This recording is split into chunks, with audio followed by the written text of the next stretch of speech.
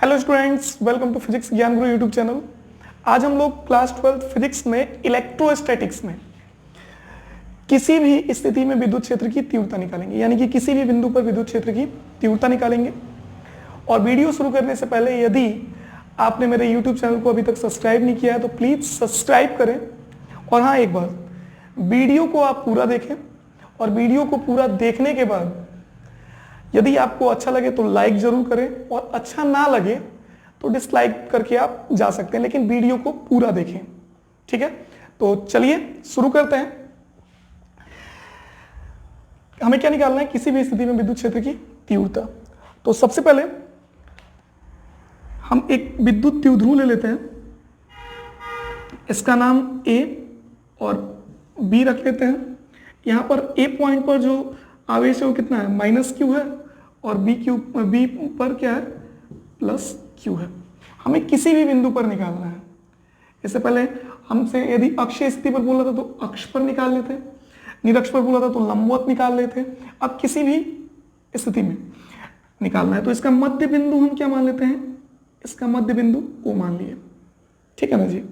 आप जानते हो कि विद्युत द्विध्रुव की टोटल लंबाई को हम कैसे रिप्रेजेंट करते हैं? 12 से रिप्रेजेंट करते हैं, यानी कि ये पूरा कितना होगा? 12 होगा। और ये कितना होगा? ये L होगा। और ये कितना होगा? L होगा। ठीक है ना? तो यहां से थीटा डिग्री के कोण पर R दूरी पर एक बिंदु है P। इस बिंदु P पर हमें विद्युत क्षेत्र की तीव्रता निकालनी है।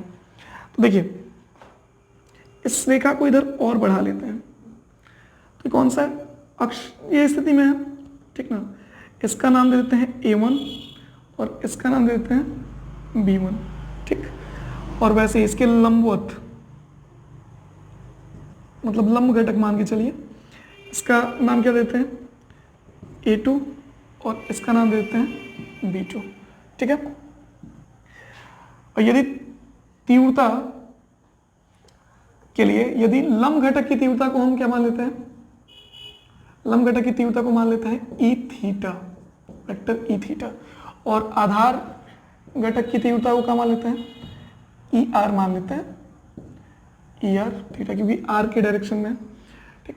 इसको डॉट डॉट करके मिलाइए।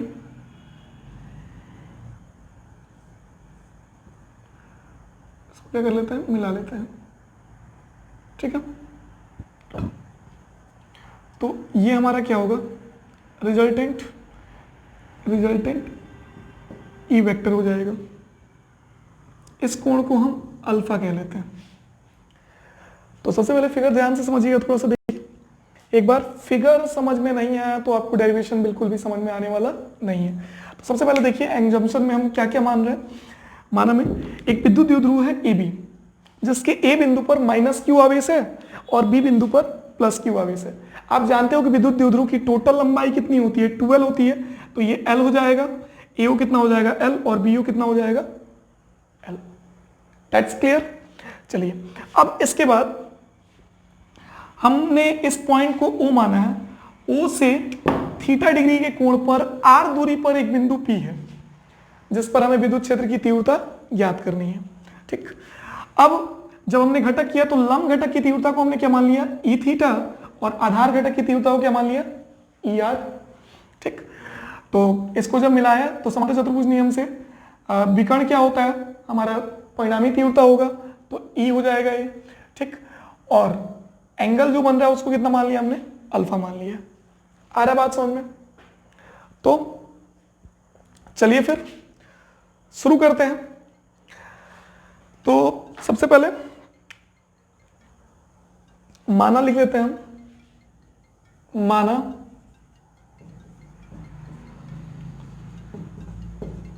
कोई विद्युत द्विध्रुव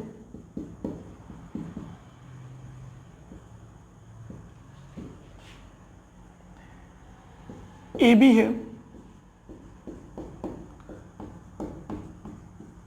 जिसकी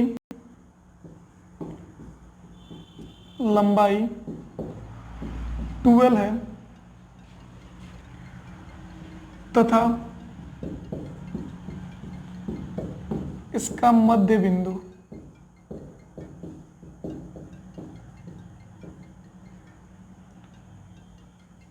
O है।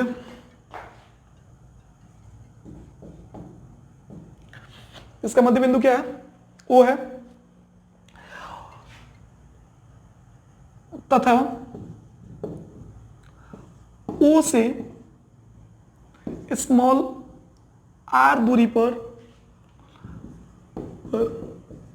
थीटा डिग्री के कोण पर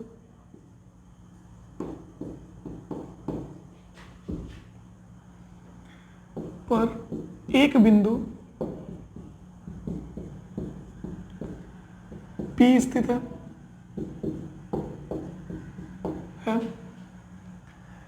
जिस पर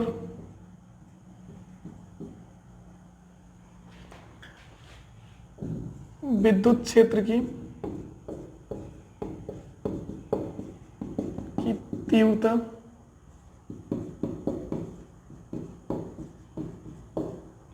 ज्ञात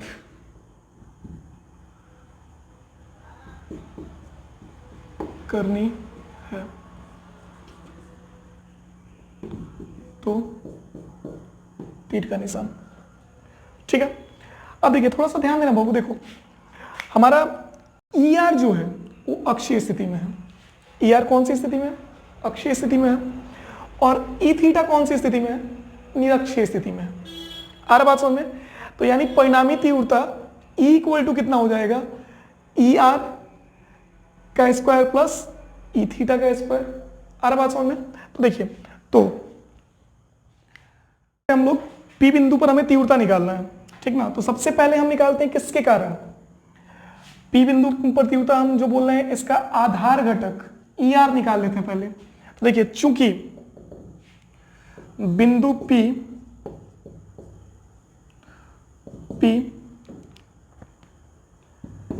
A1 B1 के साथ कौन सी स्थिति में है? अक्षीय स्थिति में है।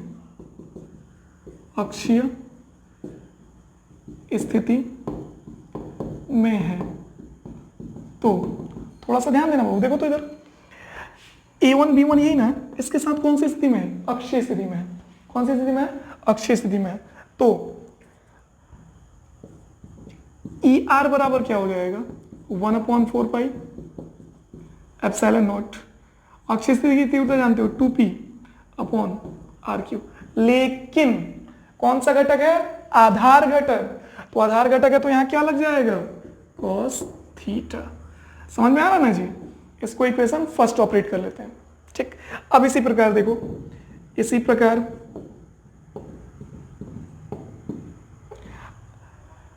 बिंदु P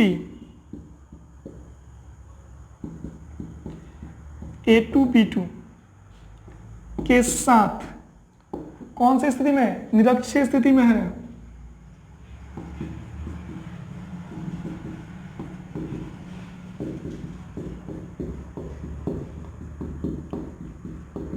अतः तीव्रता E theta equal to 1/4 pi epsilon nought P by R3। देखिए निरक्षीय स्थिति की तीव्रता है, लेकिन लंब घटक लिया है ना। कौन सा घटक? लंब घटक। तो क्या हो जाएगा? P sine theta. इसे इक्वेशन 2 ऑपरेट कर लीजिए, ठीक है। तो आप इतना इसको नोट कर सकते हो, फिर इसके बाद हम लोग देखते हैं। चलिए इसको आप लोग नोट कर लीजिए। अब चलिए इसके बाद हमें क्या निकालना है? परिणामी तीव्रता E निकालना है। तो परिणामी तीव्रता E निकालने के लिए हम इस ट्राइंगल का नामकरण कर लेते हैं। इसका P हो गया, ये Q मान लेते हैं और इसको R मान लेते हैं। तो त्रिभुज PQR में, तो PQR में पाइथागोरस का प्रमेय लगाओ। तो पाइथागोरस का प्रमेय क्या होता है? कर्ण का स्क्वायर बराबर आधार का स्क्वायर प्लस लंब का स्क्वायर। तो कर्ण आपका कितना है? PR यानी E। क्या हो गया? E का स्क्वायर इक्वल टू आधार का स्क्वायर। आधार कितना है? ER। तो ER का स्क्वायर प्लस लंब कितना है ई थीटा, ई थीटा का स्क्वायर। तो ई इक्वल टू कितना आ गया, under root E R square plus E theta का स्क्वायर। और यही क्या है आपका परिणामी तीव्रता। तो परिणामी तीव्रता ई बराबर कितना, अंडर रूट ई आर का स्क्वायर प्लस ई थीटा का स्क्वायर। तो अंडर रूट ई आर का वैल्यू आपने निकाल रखा है, कितना था 1/4 pi epsilon nought 2p cos theta by R Q का स्क्वायर। तो क्या हो जाएगा होल स्क्वायर प्लस वैसे इसका 1/4 pi epsilon nought p upon R Q sine theta का होल स्क्वायर। ठीक है, तो अब देखिए इसमें से हम कॉमन क्या क्या है पहले देख लेते हैं। दोनों में देखिए पहले इसका स्क्वायर करेंगे तो सबका स्क्वायर होगा नहीं, तो जो कॉमन है उसको बाहर निकाल लेते हैं। तो कॉमन कितना है 1/4 पाई एप्सिलॉन नॉट। ठीक है, पी भी कॉमन है, पी भी कॉमन है, तो p upon 4 pi epsilon not, इसी तरह 1/4 पाई एप्सिलॉन नॉट हो गया p बाई आर क्यू, ये कॉमन है। ठीक, तो ये कॉमन है। तो अंदर कितना बच जा रहा है ये देखते हैं हम लोग। अंदर कितना बचा, तो देखना 2 cos थीटा का होल स्क्वायर, 2 cos थीटा का होल स्क्वायर प्लस यहाँ पर साइन थीटा का होल स्क्वायर, यही बचा है ना। तो चलिए देखते हैं फिर ये कितना हो गया 1/4 pi epsilon nought p by R Q. अब अंदर देखना बाबू, 2 का स्क्वायर हो जाएगा 4, ये हो जाएगा cos square theta plus sign square theta. ठीक है ना, तो अब इसको हम तोड़ के कितना लिख सकते हैं 4 pi epsilon nought p upon R Q. इसको यदि हम इतना लिख सकते हैं, देखो 4 cos स्क्वायर थीटा है तो इसको 3 cos square theta plus cos square theta लिख सकते हैं, क्योंकि 3 cos square theta plus cos square theta equal to कितने होंगे 4 cos स्क्वायर थीटा। ठीक है ना, तो इसको हम तोड़ते हैं कितना 3 cos square theta plus cos square theta plus sign square theta. देखिए ऐसा करने से फायदा क्या हो गया, ये पूरा हो जाएगा 1। क्यों हो जाएगा 1, तो चूंकि sine square theta plus cos square theta equal to कितना होता है जी 1, तो ये पूरा कितना हो गया 1। तो अब हमारा परिणामी तीव्रता E बराबर कितना आ गया, E बराबर आ गया 1/4 pi epsilon nought p upon R Q. तो देखिए तो 1 हो गया, अंडर रूट कितना हो गया 1 प्लस 3 cos स्क्वायर थीटा। तो ये हमारा रिजल्ट है। ठीक है, तो आप इसको नोट कर सकते हो कि तीव्रता इतनी होगी। अब हमसे यदि पूछे कि ये कोण कितना होगा, माने परिणामी तीव्रता E और ER के बीच बनने वाला कोण अल्फा कितना होगा, तो क्या चीज परिणामी तीव्रता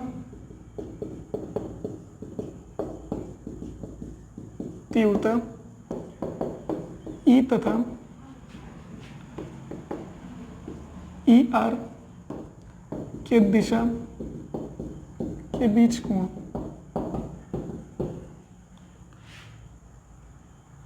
अल्फा हो, यदि लिख लेते हैं अल्फा हो तो त्रिभुज वही ले लेते हैं PQR में tan अल्फा इक्वल टू क्या हो जाएगा लंब बट्टा आधार, लंब कितना E theta by ER। E theta बोले तो 1/4 pi epsilon nought P sine theta by R Q बटा 1/4 pi epsilon nought 2p sine theta by R Q plus 2p cos theta हो रहा है, नहीं कॉस थीटा आधार घटक था, इससे खत्म, पी से पी खत्म, आर क्यू से आर क्यू खत्म। तो अब देखिए बचा कितना है, बचा है tan alpha equal to 1/2 sine theta बट्टा कॉस थीटा। तो साइन थीटा बट्टा कॉस थीटा tan थीटा होता है, tan अल्फा इक्वल टू 1/2 हो गया tan थीटा। तो अल्फा इक्वल टू कितना हो जाएगा, अल्फा इक्वल टू हो जाएगा tan इनवर्स 1/2 tan थीटा। तो यही आपका अल्फा होगा। तो आई होप ये आपको समझ में आया होगा। तो फिजिक्स ज्ञान गुरु चैनल को प्लीज़ सब्सक्राइब करें, शेयर करें, लाइक करें और कमेंट जरूर करें।